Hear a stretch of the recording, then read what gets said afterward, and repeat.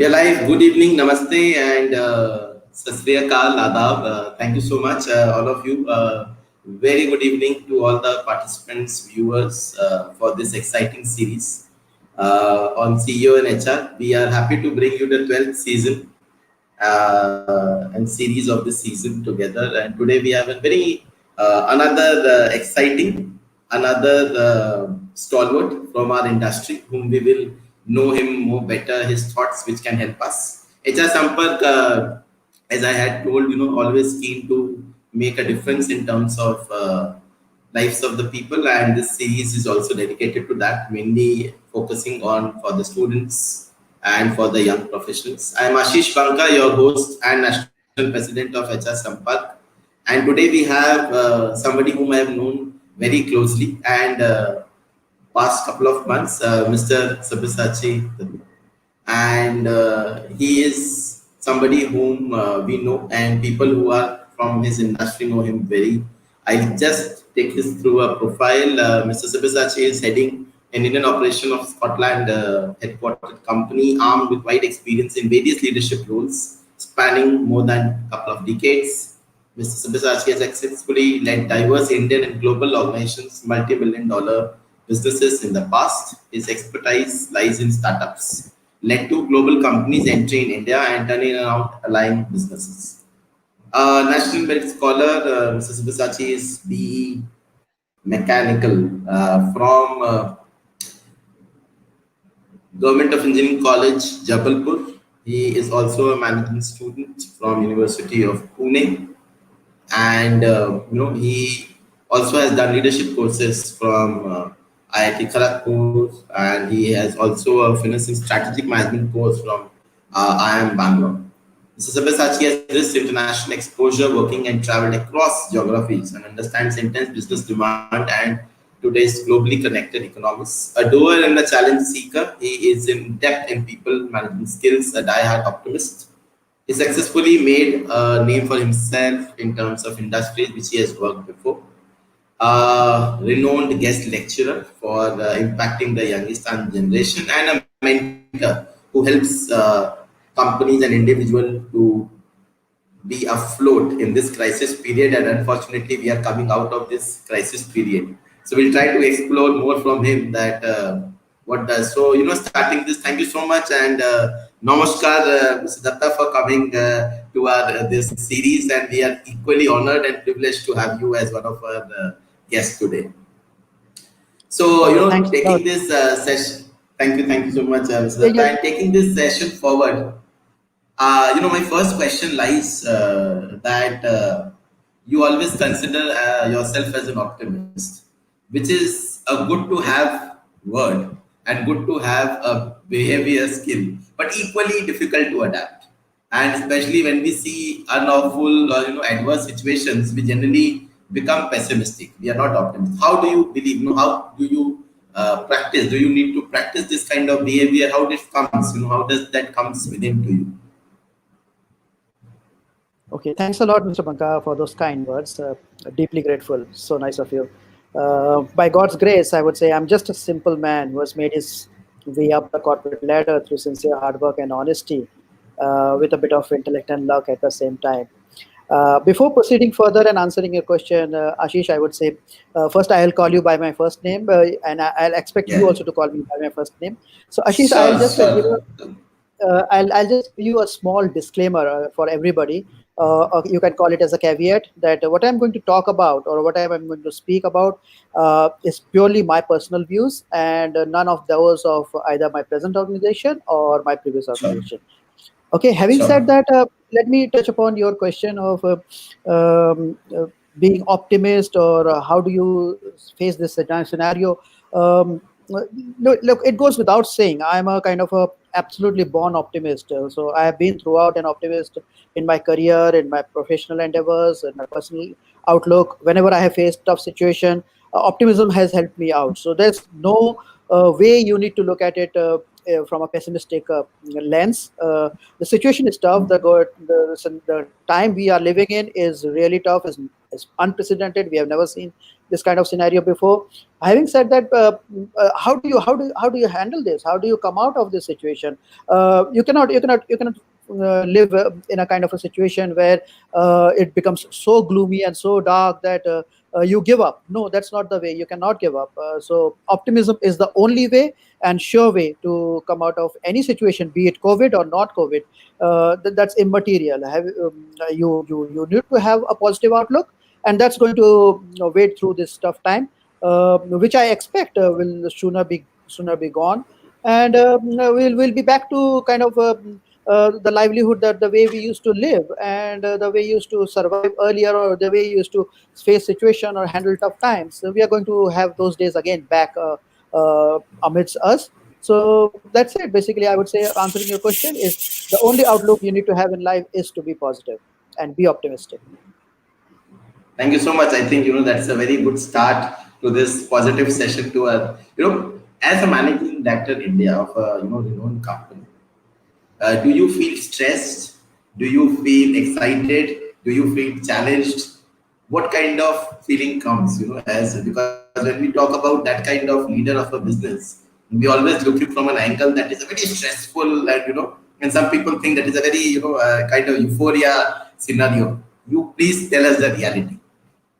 No, you adapt. You slowly adapt to the situation. Initially, whenever you take charge of a new assignment, obviously you need to learn the uh, tricks of the trade, as they say. You need to catch hold of the situation, what is expected out of you, what are the key deliverables for you. So those things are need to be kind of taken care of first, and then.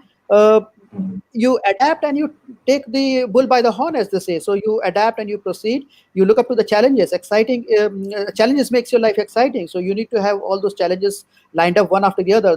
Otherwise, your life will become dull. So every morning, I feel like it's a new morning. It's a new day, and you are up to new challenges. So unless you handle those challenges in a fruitful manner, you cannot grow. And when you succeed in handling and coming across those kind of situations, a bad, a tough situation, or a rather a tricky proposition, the satisfaction that you derive out of it, the element of satisfaction that you get within yourself, which comes naturally, is phenomenal. Is like that's an altogether great feeling for you to have when you get a challenge and you overcome that challenge, and you bear the fruits. So that's fascinating. So I would say you need to adapt first, and then the second is the challenges that's almost going to come up almost every second day. So you need to be ready and always ready, armed with the way things are evolving, and be agile enough to handle those situations as best as possible. So I would say adapt and then face up to the challenges. Never give up. So that doesn't come in my trait. I don't have that trait in me. That if I face a tricky situation, I try my best to handle myself. If I can't, then I'll seek some external support, some help, maybe from my supervisors, from my peers. There's no shame in asking for help if you feel you are stuck somewhere. But that's the way. You need to take on the challenges head on. That's it. Thank you so much. I think that's very inspiring also to understand, because when we look it from always from the other side, we always feel grass is always greener on the other side.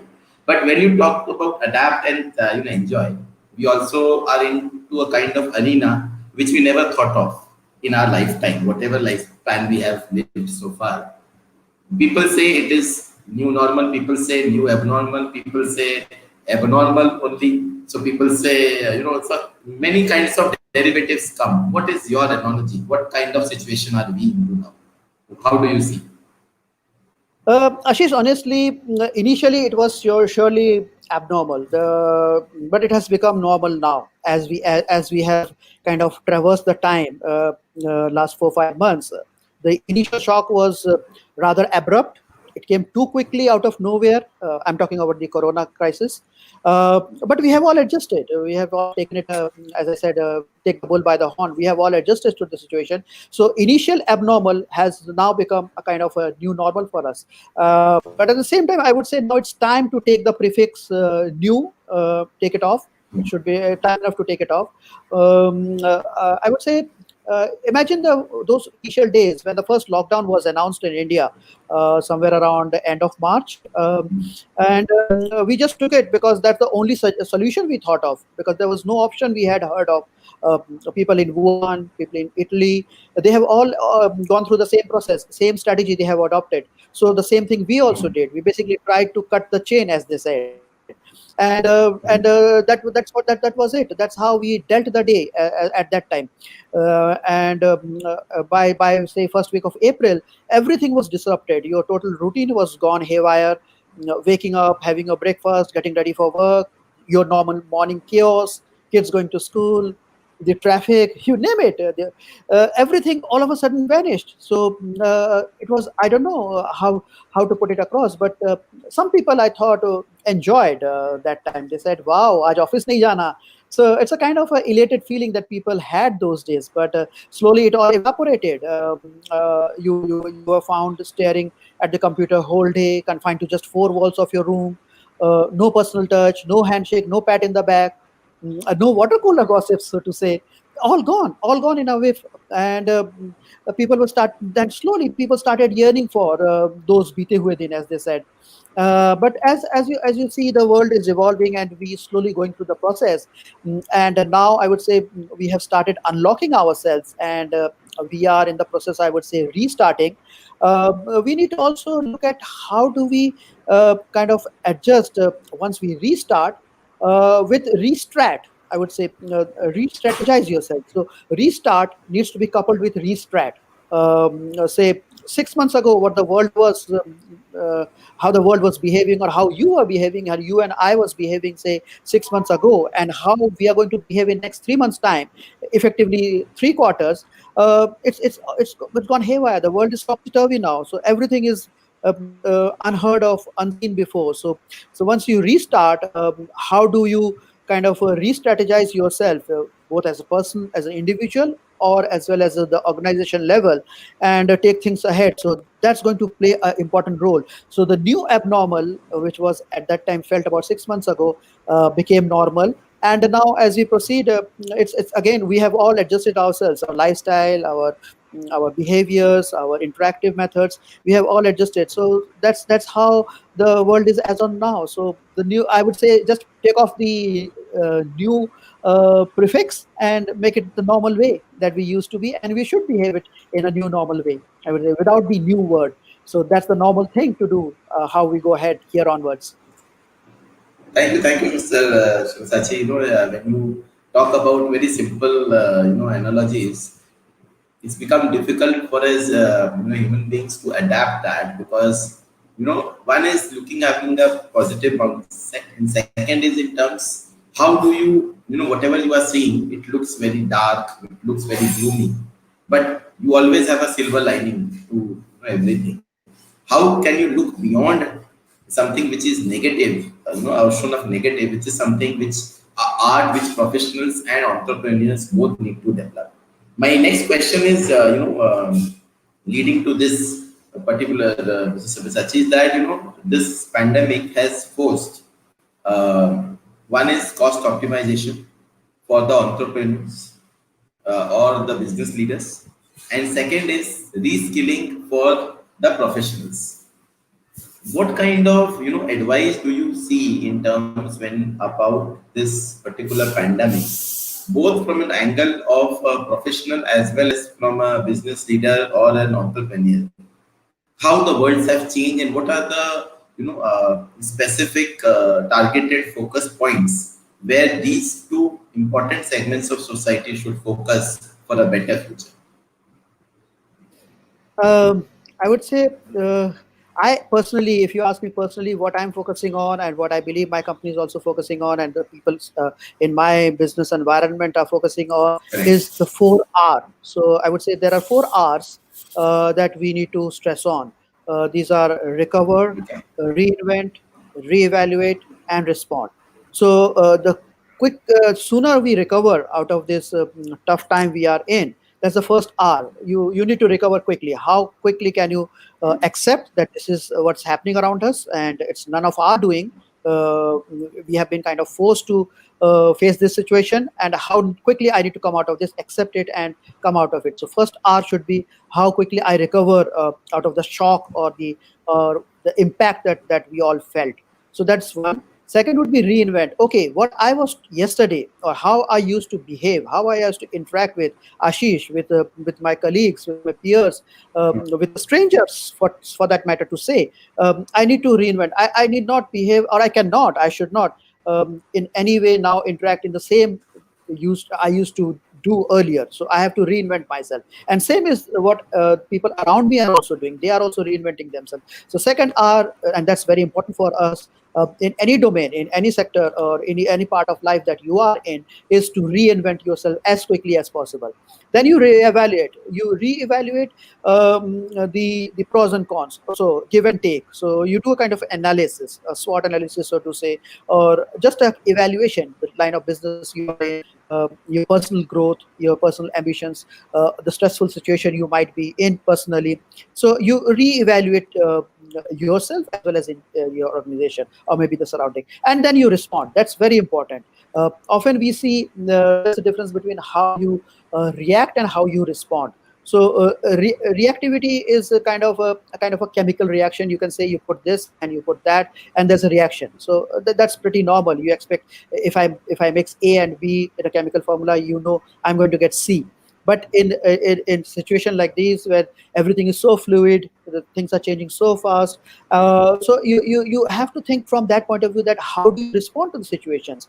You have to outmaneuver the uncertainty that's around you, and there are not many times you need to do the course corrections. And this course correction, there's no shame in that. So if you're traversing path A, and if you feel the circumstances are changing so rapidly, and I need to take a kind of a detour, I need to take a kind of a left or right turn I never imagined before, do that. There's no harm in that, because this kind of situation nobody imagined before. So this is all come out of nowhere. So if you need to do course correction, do that. So basically, answering your question, Ashish, I would say I will stress on the 4 R's, and I will keep on evaluating and checking every now and then, where am I today, where I should be tomorrow, and what has been my thought process till now. Do I need to correct myself? Do I need to change? How agile am I? Those are the thoughts that I need to always constantly kind of nurture, and constantly keep on adding to that. And some may get deleted, some may get added, but that's how I need to move on here onwards, because the situation, as I said, is not normal, as you rightly said. It's the normal, which is never thought of before. So these are the kind of approach that I'll try to follow. Great, thank you so much. I think this analogy of 4 hours seems very interesting and very simple to implement. And thank you so much, Sabyasachi. So I will further go, since we are already there. So converting into also very important when we talk about reinvent and relationship. So R is also relationship, where we always talk.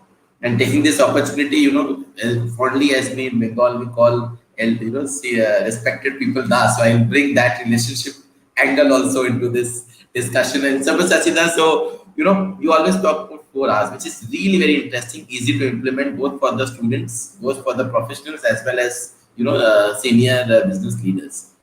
But very importantly, as business leader, you have an added responsibility that you are maintaining livelihoods for so many people. And that kind of livelihood, when you are maintaining for people, there is an added responsibility. So this particular situation have, some industries have taken a surge and some industries have got impacted. How do you think that, what are the best ways which you want to advise your junior business leaders, CEOs, or other peer, that what are the best way or what are the qualities one should maintain if we think from a business leader hat, where we have to maintain business, we have to keep it afloat in this crisis period, we also have to manage expectations of employees, and we also have to maintain the goodwill of the company. A very tough task in terms of all these. So, what are the qualities and what are the actions which a managing director or CEO or a business leader should take? Your thoughts on that, Sachin? Uh, Look, managing directors are, after all, end of the day, they are also human beings. So there's no kind of kind of a badge they carry on their sleeves or on their shirt, that if you are managing director, you cannot make mistake, or you are ready with all the answers. So come with the humility that you are a learner. You need to kind of take everybody on board. You have to have a consensus, a kind of a teamwork that you need to evolve. So I would say a person who has got a kind of a well-rounded personality, a person who has of attitude of I'll do it. Let me do. Let me show the way. Kind of a hands-on person. That's very important in today's world. You cannot dictate terms. Those days are gone when there used to be kind of a leader who used to be held in awe. You have to derive that respect from the people around you through your sheer performance, through your personal example, so to say. So I would say a person should have a good amalgamation of not just IQ, the intelligence quotient. That's important. Obviously, that's important, because if you are heading the organization and you don't understand the basics, obviously you are not going to occupy that chair. So you understand the basics very well. That's fine. That's because of your IQ, sharpness, your educational background. That's going to help you wade through all the technical jargons or technical terms, so to say. Your ability to read the numbers. So that's where your IQ is going to help you. But what apart from IQ do you need to have? I would say you need to have a good amalgamation of EQ, the emotional quotient.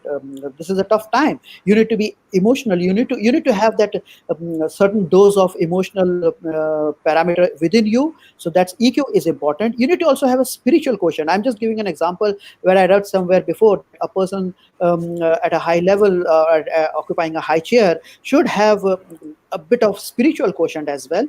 So that's SQ. Then you need to have a curiosity quotient, CQ. And then finally, I would say adaptability and adversity quotient. So this is an amalgamation of 5 Qs, I would say. I repeat again: IQ, EQ, SQ, CQ, and AQ.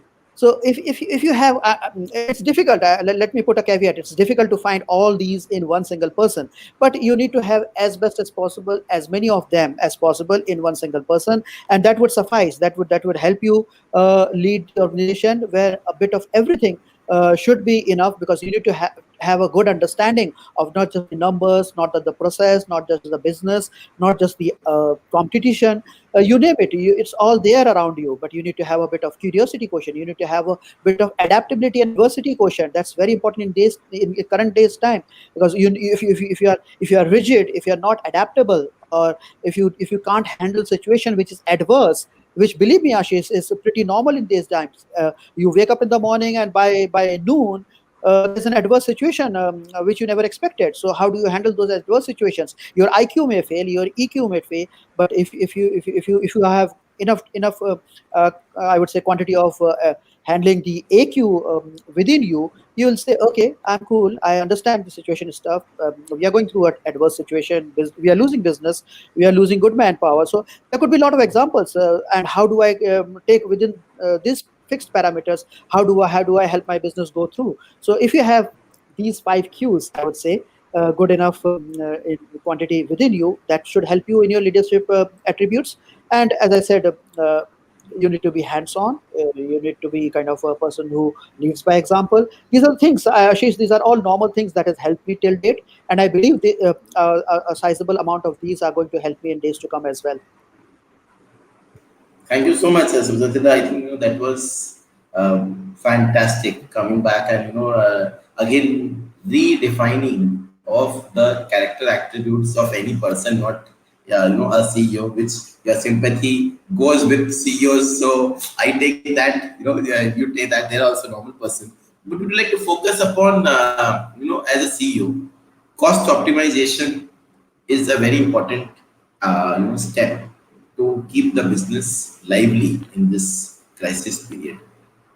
What do you think, as a business leader, you can do a couple of initiatives which optimizes cost? Any suggestions which you like to share with us?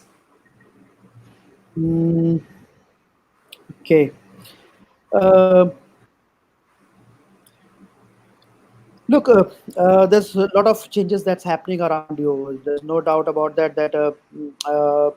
People have lost businesses, so the financials have gone little kind of out of shape. So you see your revenue source, revenue stream. That's important to calculate where are we standing at this moment. I would say one important factor would be if you are cutting cost from one side of your business, how do you distribute that money that you have saved in something else? So like uh, the travel expenses that comes to my mind, say the travel expenses that I'm going to say, because people are not traveling these days. Most of the discussions are Correct. happening online, over webinars or over video calls. So I'm talking to people across the world, both from the client side as well as from within the organization. Vendors, we are talking to them. So what I used to do, say like I used to travel say 10, 12 days a month, has come down to zero. So cost expenses that the company used to bear on Sabyasachi is almost zero now. So but that money saved, I need to allocate it somewhere else in such a way that the money is properly utilized. So I need to in other areas which we might have ignored, or with the areas that we might have or people might have been calling for attention in the past. So I need to basically prioritize and invest it judiciously. So I save money somewhere, I invest it somewhere else, which might be of interest, which might be required in days to come. Another area which I feel, Ashish, where we need to invest money is, say, on the insurance policies that we have for our staff. So nobody, for that matter, around the world, people have thought of COVID need to be covered within the insurance policy. So we are all juggling at this point in incorporating COVID within our health insurance policies, and that's getting reworked. Many have done. We are also doing that. So that's an area which is going to eat up some of the money by way of premium that we are going to pay here onwards. So that's what a part of the money is going to go there. We also need to do a lot of kind of, I would say, feasibility check of the business model that we have, because the business model that we started with at the beginning of the year, the 3-year business model, the 5-year business model, believe me, Ashish, have all gone haywire. So those business models are within, say, last 6 months, the way the business have got impacted are getting reworked. So we are all kind of prudently kind of spooning out the money, the expenses that was we planned of will be incurring, has taken care of, has been sidelined. So that's what we are reworking on the business model, both from the expense as well as from the revenue side. So we know our revenue is impacted, we also know how to better utilize the expense side. So that's been taken care of. uh, so that's it. Basically, we are also working on how best can we run the show with outsourcing. So there have been a lot of areas where we used to have in-house staff. Now we are thinking of whether those needs to be there, like the taxation department. Just that this comes to my mind. It's not my company's example. It's an example from a company, a person I know very well, who used to have a full-time taxation department. But now all of a sudden, after COVID, that entire department is gone. So what they have done is basically they have felt that the taxation department need not be there for throughout the year.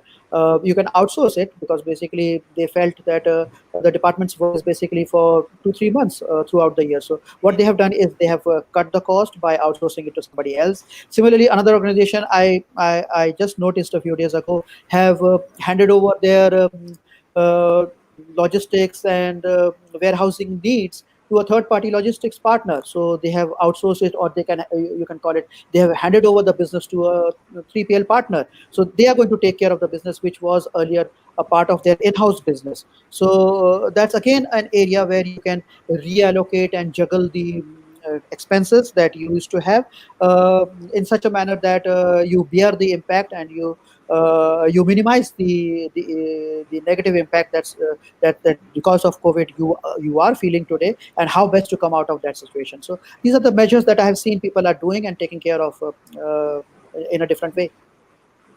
Thank you so much, Sabyasachi. I think you really put this question and smartly you turned it, saying that I am talking about a negative angle, but how do we use that into a positive? Because I have not spoken that what are the areas where somebody is investing, what are the areas where somebody has been, and we have been doing due to COVID, which are the measures. Either this can be a health investment, or it can be transport travel. So, thank you so much for this. I think these are some ideas which everybody will try to use. And now we move, as we say this series, the most awaited HR word comes to this. What was your first interaction with HR in a company? When was that? Would you like to HR. share with your, yeah. When was your first interaction in a company with an HR? Would you like to share your first experience if you are able that to that that recall? that was that was during my college days, when we were going through the pre-placement time. Companies were visiting us. We were in the third semester, I think. We were, yeah, Jan Feb. That was the third semester. No, fourth semester was going on, and we were equally excited because the norm in our university, in our college, was that every student was allowed to choose three companies for which you can apply for, for offers. There were not many companies. I'm talking about 25 years ago when I was doing my MBA. So I tried all three options, and I luckily I was a little smart, I would say. I picked and choose those companies which I felt I stand a chance of getting selected, because I have my mechanical engineering background. So I picked and choose those companies which were kind of hardcore manufacturing companies, so like SR and you name it. I'm not going to take further names. So, and the company I got selected in was Uflex. That's where I started my company career from. So that was my first company. And interacting with HR came during those days. Those were the first interaction with I would say professionals, people with ties and blazers and suits, and how fluent, how smooth they can talk in English, and how diplomatically they can put across their views and their demands, their needs. So those were, I would say, Ashish, to be very honest with you, those were my first interaction with HR guys. And then when I joined the organization, I got selected in three companies. As I said, I'm not going to take two more names which I left because of offers not being good. I'm a little brutal and a little harsh on this, so I chose the one which was the best at that time, and that happened to be Uflex, where I started my career from. And the HR guys, those were my first interaction with HR guys, so to say, the corporate HR. Thank you so much. I love that, the candid and very straightforward opinion which you gave. HR has moved from a transactional to a transformational role, which we have seen, and personal department, then HR, then people are not talking about human capital. How do you see HR as a function now to help the companies to take out from this crisis? And what do you see as an expectation from HR? So, what is your candid expectation from an HR? Straightforward. I've been candid. I love talking candid, and I think this session is where you can kind of be as candid as possible. Well, in my book, Ashish, let's be very honest. HR has always been kind of they play a very important role as far as I'm concerned. I believe for that any company's success, HR is important. They play a very key role in the success of a company. You hire people, and people then make your business successful. So what is business? Business is basically kind of amalgamation of association of people around you who makes that happen. So a lot depends on the human touch. We are not robots, you see, and the company's policy, the persona, the image, whatever you call it. People help build that. So if you've got good people around you, your company's image and impression will be that better. And I would say that's how it's going to be. So what I also believe in that how employee friendly your company is, that you need to always look at, 'cause that's going to be, that has been and is still going to be a very important criteria in the corporate world. So who all are willing to apply for a opening if you have got in your company? So how is your company being perceived in the market? Those things are important parameters. So whether I'm talking of those days, which was pre-COVID era. So that time and post-COVID, obviously, is going to be more important. More, I would say, they are going to play further important role in days to come. Post-COVID, I'm talking about. This has been in pre-COVID days. So I believe. The HR guys have always been at the top of kind of being in my closed circuit, in my loop. I have always taken help and advices from HR guys to run the show, to run the corporate world I have been in. So as I said, the uncertainties are they are going to help you through this uncertain time. And believe me, Ashish, the situation is nobody's kind of imagined before how the situation is going to evolve and how the situation is going to take shape. So they have played an important role, and they are going to play further important role. I can only say that because I don't have a crystal ball in front of me to gaze and give you a proper answer at this moment. But I would say they have, and if I could just take it aside a little bit from your question to something what the world has been doing. If you see, there's a lot of cooperation and cooptation, so to say, is happening around the world, and people are sharing their concerns, their ideas, their thoughts. Their problems with people around you. And if you allow me, I can give an example of a recent example that I noticed in Germany. A McDonald and a company called Aldi. It's a grocery chain. And once the COVID was there, the QSR, the quick service restaurant business, was the one which was the harshest affected sectors, and they were made to shut down totally as Corona started spreading. So that was an area which hit McDonald very bad. And so what McDonald and Aldi did was a kind of a cooperation between them to kind of come through this crisis and helping the people around, because at the end of the day, we are all human beings and we all understand the pains the people are going through. So what they did was they allocated, they did a kind of an innovative approach where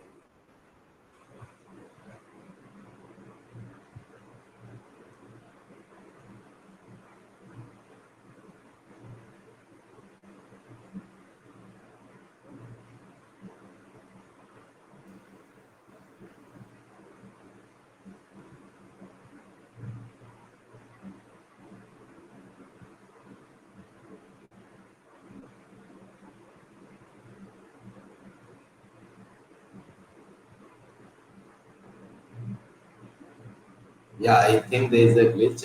We have lost.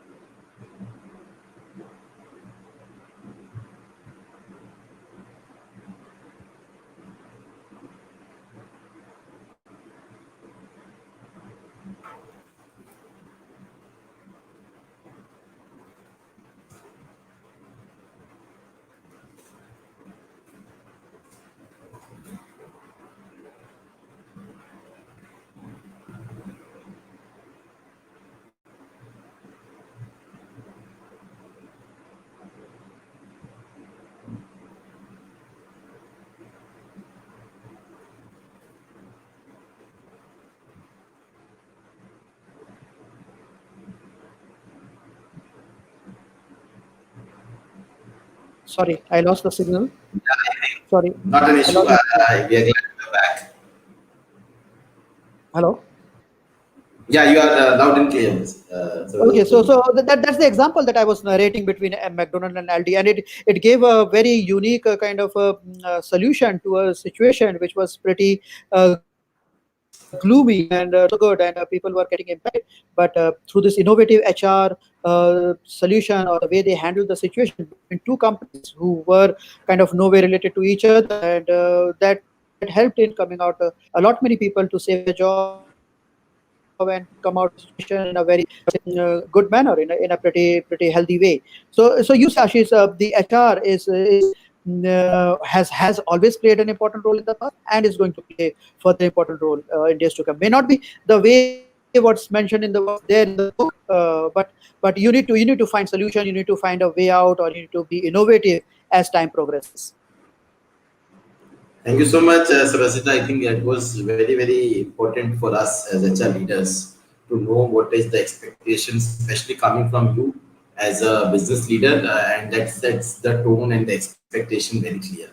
What would be your advice when we talk about HR, human resource, cultural, company culture, and productivity plays a very important aspect. As both balances in the function of HR specifically. What would be your advice? And now HR has spread across not only to the function, but every leader, every manager is an HR because he or she is managing the people. So, what would be your advice to business leaders, especially from the aspect of productivity and company culture, and also cases where we see the leaders are very rigid, they don't want to change. So, how can what kind of guidance do you want to give to that aspect? Sorry, Ashish, I had lost your contact. Can you just repeat the question, please? Yeah, I sure, lost the Siddharth. contact. So, I was talking. Yeah, so as we talk about HR, company culture and Yeah. productivity plays a very important role. And in terms when we see these are the two very important roles which HR has to manage. And now HR has Mm-hmm. gone beyond this function, and every manager, he or she is a HR because they are managing the people in their Mm-hmm. team. So my question is that. How do what would be your advice to readers, especially from the aspect of managing productivity and company culture, and also where leaders want to change but are not inclined to be part of the change, that they want to bring change, innovation, but are very rigid in their thoughts. What kind of take do you have into this particular situation? Ashish, I would say change is pretty normal. You have to accept change, and I don't know if anybody can avoid change or wants to bring in change by remote control from outside. That's not feasible. So, as I said before, you need to get your hands dirtied, and that's what you need to do to bring change from outside. So that's given. That's part of the world we live in. So change has to happen. It has to happen whether you accept it willingly or it's being forced on you. COVID is a great example where we probably few amongst us became a little kind of I would say complacent. Were forced to now change because of the impact that COVID has brought in. Let me broaden that question of yours, Ashish, a little bit more. I would say we have already been living in VUCA world. The VUCA is the acronym of VUCA. The acronym full form is uncertainty, complexity, and ambiguity. So we have already been living in a VUCA world. They used to say. Now add the impact of COVID into it. So it has further accentuated the environment. And I would say, as a leader, where do I stand? Sorry, I'm losing connection. There's few number of interruptions. Anyway, let me continue. So, as I said, we were living in a VUCA world already, and which has just further got accentuated because of COVID. As a good leader, as I said, where do I stand? I know there are certain things which I know pretty well. I'm capable of. So that's an area which I know what I know. There's an area which I know I don't know. So that's area number two. I'm smart enough and I'm knowledgeable enough, and so are the others. I would say people around me. They also know there's an area which probably they don't know. I understand that they don't know. And comes the third area, which is we don't know what we don't know. So basically, the unknown unknowns. So I would say the area number one, I know what I know. I can handle that. That's pretty easy. So if I know how to drive a car, I know how to drive a car. That's simple. So I can handle that. I don't need any assistance. But what about, say, area which I know I don't know? So say something like an area which for which I need an external help. I would need to go for a subject matter expert, an area which is beyond the kind of expertise of mine at this moment. So I will go for hiring somebody who knows that better than me, and there's no shame in that. So I'll hire or I'll take help of subject matter expert, which I know I don't know, but they know. Now comes the third area, which is unknown unknowns. So how do we handle that? How do we traverse that? And that's a tricky area. That's an area. which is absolutely kind of dark at this moment. We don't know what we don't know at this moment. So we have to kind of traverse together and learn on the job as the situations mature and take shape. And as we traverse, as we proceed working through those unknown unknowns, you will see natural leaders will emerge. And these are the areas who these are the people who will handle these unknown unknowns, and they will be the change leaders. Believe me, they will be the change leaders. Talking about change, Ashish, I will just narrate a small anecdote. Um this is a pretty old story, so to say. Einstein was a professor at Princeton University. I guess that must have been in 1930s. And during one exam, one of his assistants noticed that the question paper that was set was exactly the same as that of the previous year. And we don't know whether it happened due to an oversight or mix up a few lethargic staff. And when this was noticed, Einstein's assistant panicked that how oh, wow, we are just distributing the same last year's question paper again this year. But Einstein was rather cool, and he said, "Don't worry, let's proceed now with the exam with the same set of question papers, because even if the questions are same as last year, the answers have changed in 1 year's time." So that's what I kind of trying to stress is that change is so rapid; it's happening almost on constant basis. That the situation is all new. So even though the question papers might be same as of last year, but the answers are altogether different. So imagine situation when we were thinking of in say first quarter of this year, Jan, Feb, March, and we had the different kind of plans, ideas, vision, travels, merrymaking, fun. You never know. You don't know vacation. What all was there in our plans, and everything in the last 6 months' time have gone haywire. So people are now even struggling to make ends meet. But you have to accept this. You cannot reverse the clock. You have to accept it, and you move uh, as the only normal, and that's it. That the change is the only constant, as they say, and you accept that and move ahead with that. Thank you so much, Sabyasachi. You put a entirely innovative and a new analogy to my question. I was thinking that how do we put cultural and productivity into an aspect where you answered beautifully in terms of. So what I could understand, and for my bigger audience, is that situation will always be adverse. It is that how we look at it, and a simple situation can be complicated by somebody. So keep it simple. That is what the tagline which came after your answer. Also, to as we proceed ahead. I'll add a little bit more. The full form is keep it simple, stupid. So the full form is KISS, kiss. Yeah, correct. Thank you so much for elaborating that. While we move, I realize the time has passed away so quickly, and we are in the fag end of our session. I'll try to wrap up, and we have a exciting questionnaire series also coming up, which we do it with all our leaders. So, Okay. last couple of two questions. Will leaders will be more risk adverse coming out of this pandemic? What is your thought on that? Will leaders be? More risk averse coming out of this pandemic? Um, mm, I don't have a kind of blanket or generic answer, Ashish, at this moment. But I believe more or less the CXOs will not be kind of very keen to take risky projects at this moment. I mean, because of the financial impact that has been massive on economics across the globe. Barring a few, I would say most of the companies, large and small, have been dented. So the initial thought will be to consolidate the business amongst the leaders.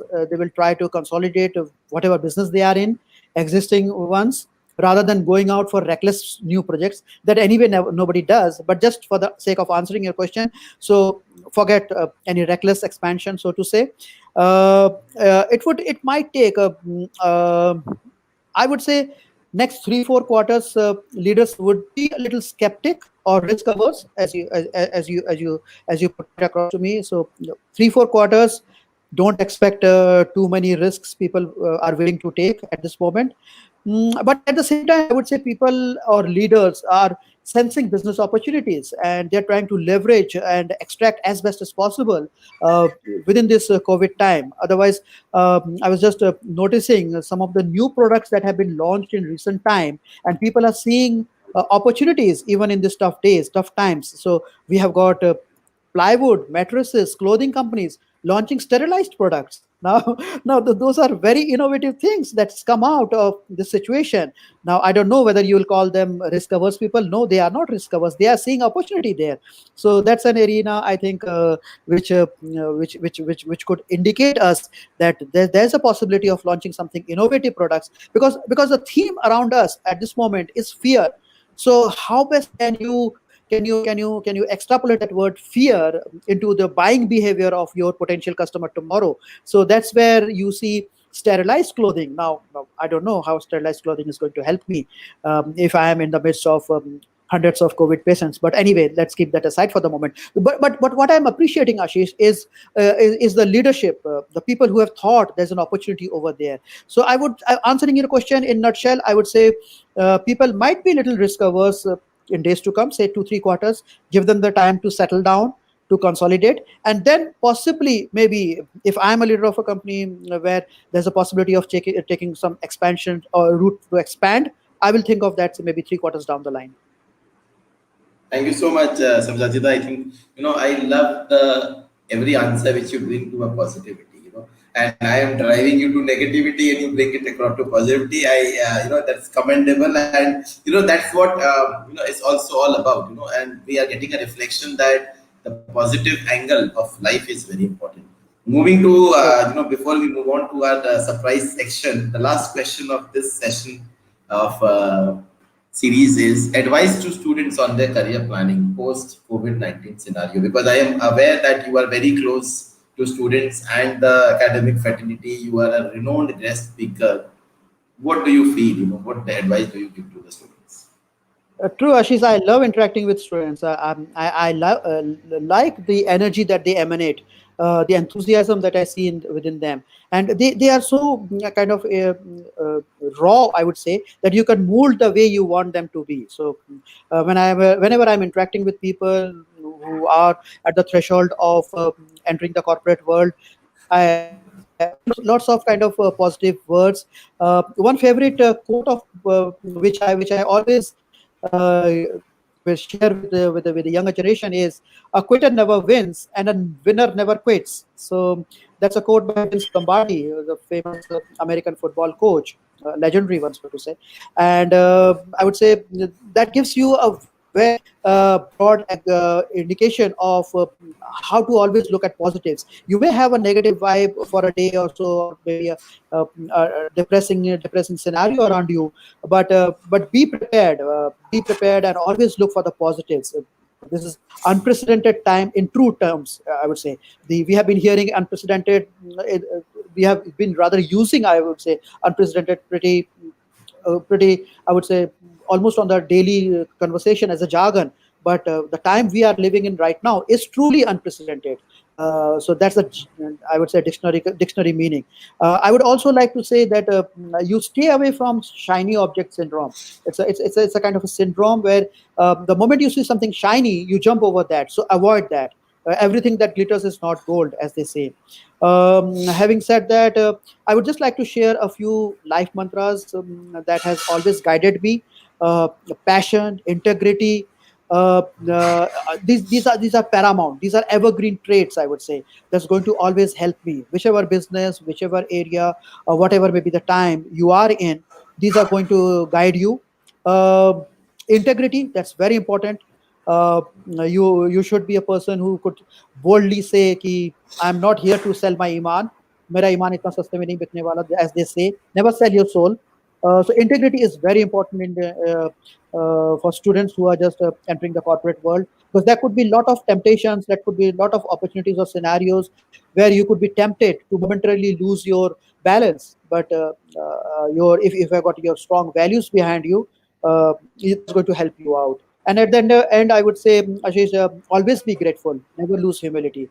So be thankful for the good days that you are living in. Be thankful for the time that you have been in, your parents, your friends. So always be thankful, and don't lose your humility. That's what I would say at the end of the day. Thank you so much, Sabyasachi. I think you give a very bigger prospect today, this evening, of above all being a good human being.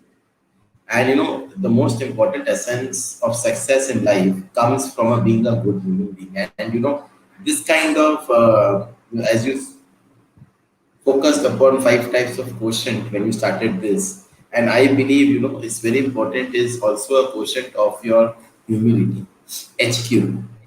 How do you also reflect when you interact with people. Thank you so much, Sabyasachi. I think we could not even imagine the kind of thoughts and the kind of high level pure thinking you can portray and help our viewers and students and professionals and business leaders all across. Moving on to very serious and a very different kind of discussion, let us go to a separate section which we name it as idiot section, because the questions might be a bit kiddish and kindergarten, but we love to know our leaders closely whom we interact.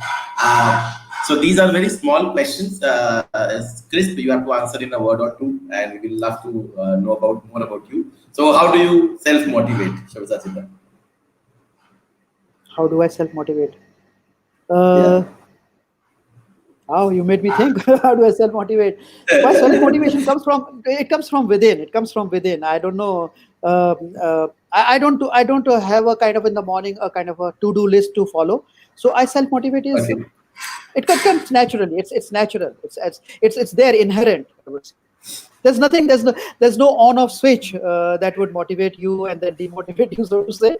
But it's natural. It comes Okay. naturally. It's Great. inherent. So maybe we'll follow that kind of positive influential and kind of stigma of positivity from you. So we'll borrow and we'll inculcate in our own lives as well. What is your favorite food? Fish curry with Yeah, rice. I was anticipating that. So, what is your biggest stress buster or a hobby which you pursue? Spending quality time with my family.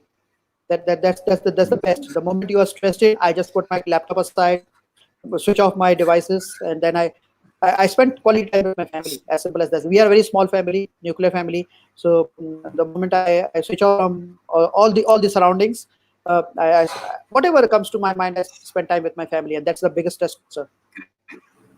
Great, great, thank you. Who helps in a career, a good boss or a terrible boss?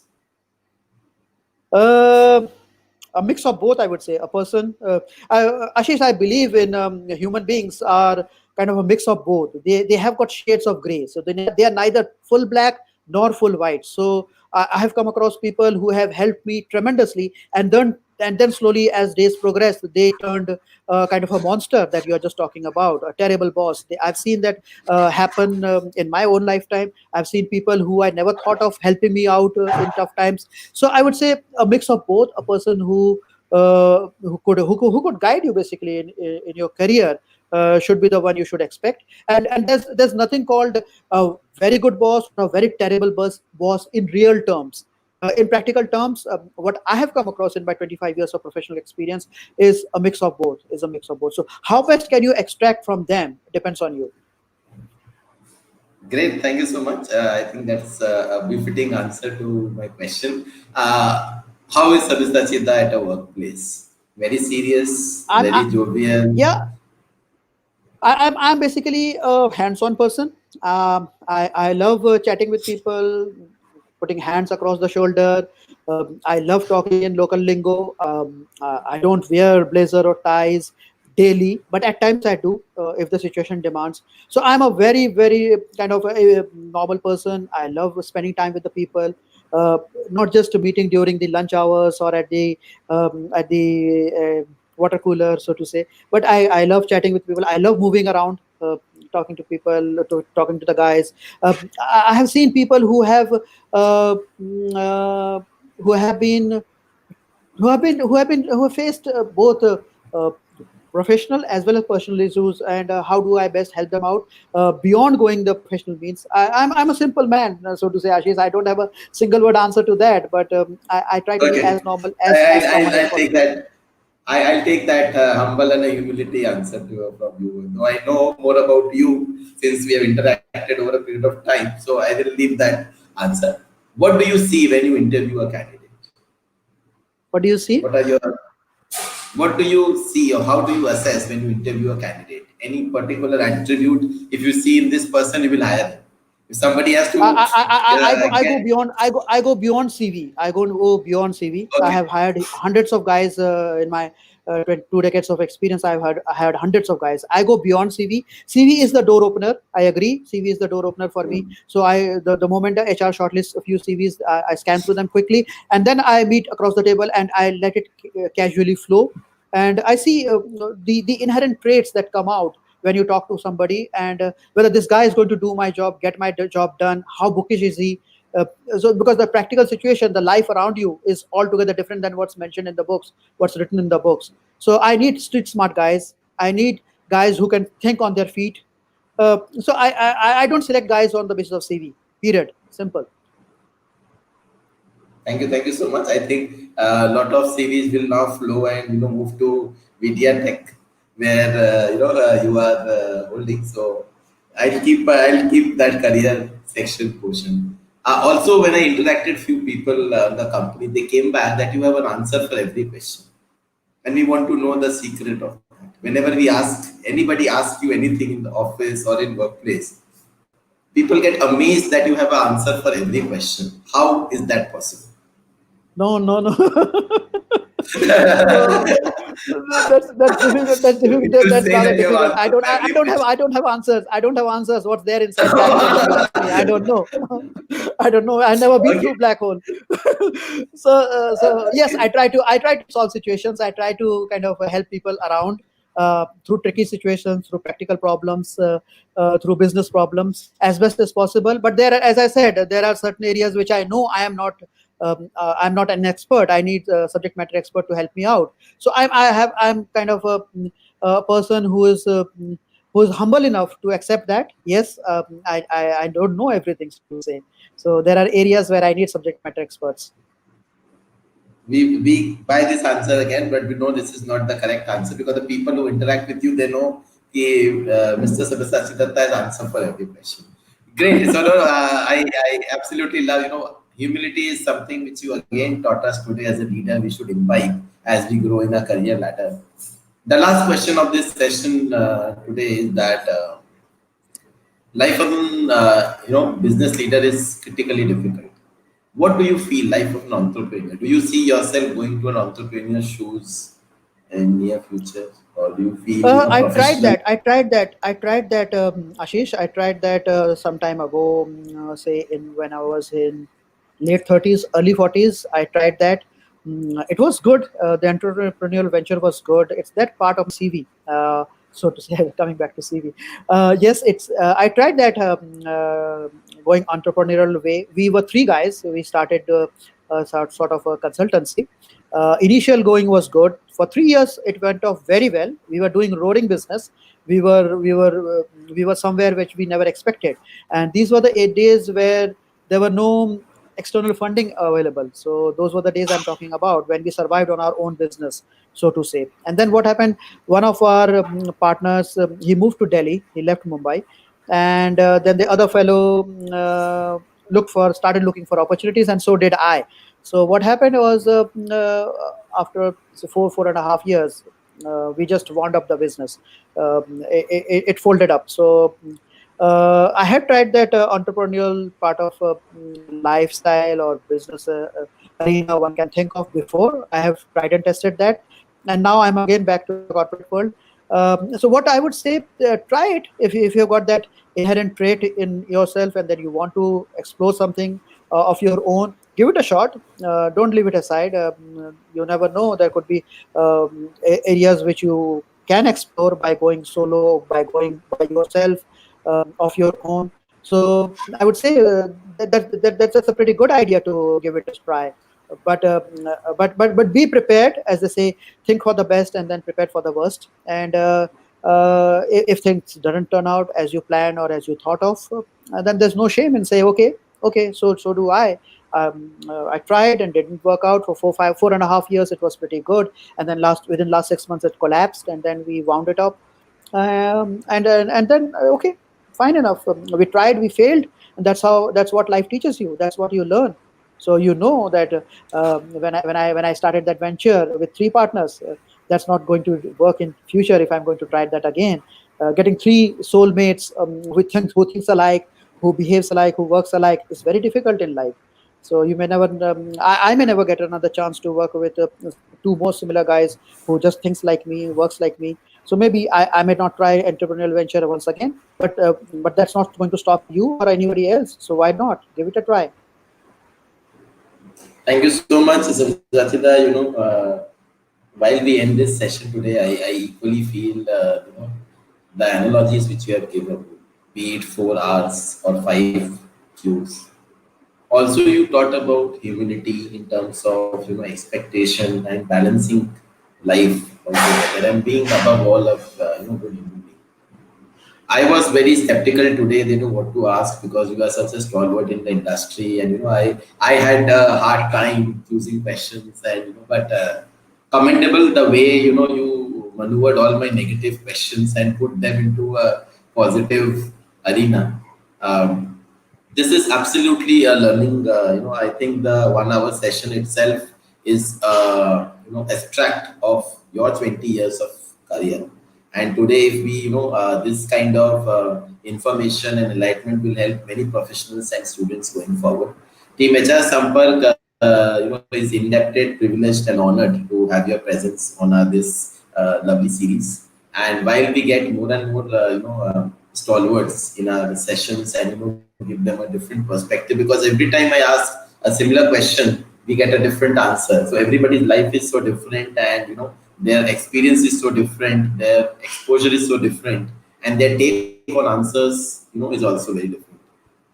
We wish that you be safe, happy, and be successful going forward, and keep enlightening and managing livelihoods of so many people across this. With this, I thank all my viewers for their patient viewing, and hope you have enjoyed this session as well.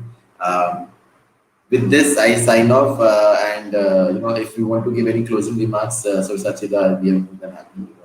Thanks a lot, Ashish, for giving me this opportunity. It was a really pleasure talking to you. So many kind of questions were so so enlightening that it forced me to think and really think hard before answering. It was really a very enlightening session of yours, uh, beyond routine, I would say. Something very much unexpected. Some rather tough questions you posed at me. Uh, Thanks a lot. Pleasure is all mine that you hosted Thank me. you. Let's stay connected, I would say.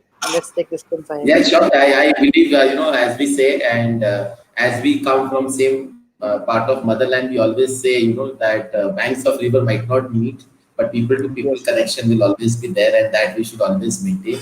With this, I thank you again from Team Sampark. We are Thanks a lot. privileged, and thank you so much, Sabyasachi, for coming, and thank you so much, Thanks. viewers. Thanks a lot. Ashish Dutta signing off, and have a safe week ahead. Thank you so much. Stay tuned Thanks for a the lot, next everybody. session. Thank you. Thanks a lot. Thank you. Thanks a lot, everybody. Thanks a lot. Bye.